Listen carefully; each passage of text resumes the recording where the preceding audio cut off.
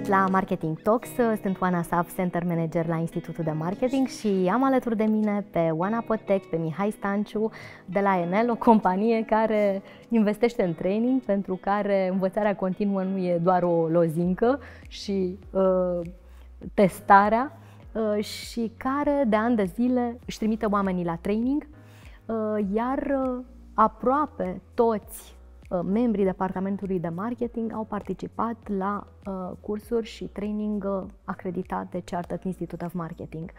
Oana, Mihai, de ce în agenda voastră plină vă bateți să găsiți resurse, timp, energie pentru training de marketing?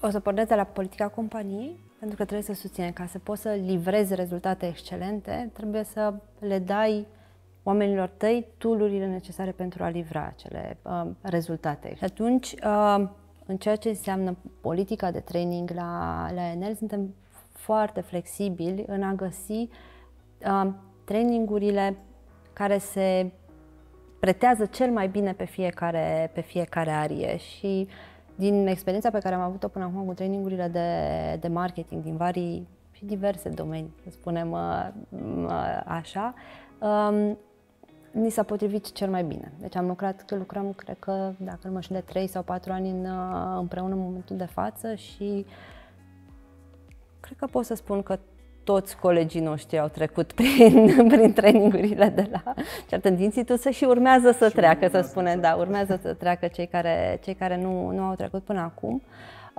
Am avut de la fiecare dintre ei un feedback foarte frumos despre training. Sunt cei care și-au dorit să facă și alte module, tocmai pentru că am văzut că se pliază foarte bine nevoilor pe care le avem.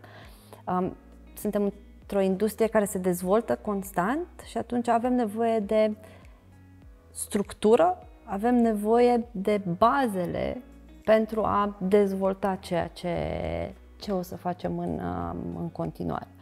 Nu lucrăm în niște proceduri foarte bine puse la punct în momentul de față să spunem că ok, nu mai avem experiența a N ani de industrie și customer experience în industrie, ci chiar acum formăm acest lucru. Și ne-au ajutat foarte mult trainingurile în direcția asta. Mulțumim foarte mult!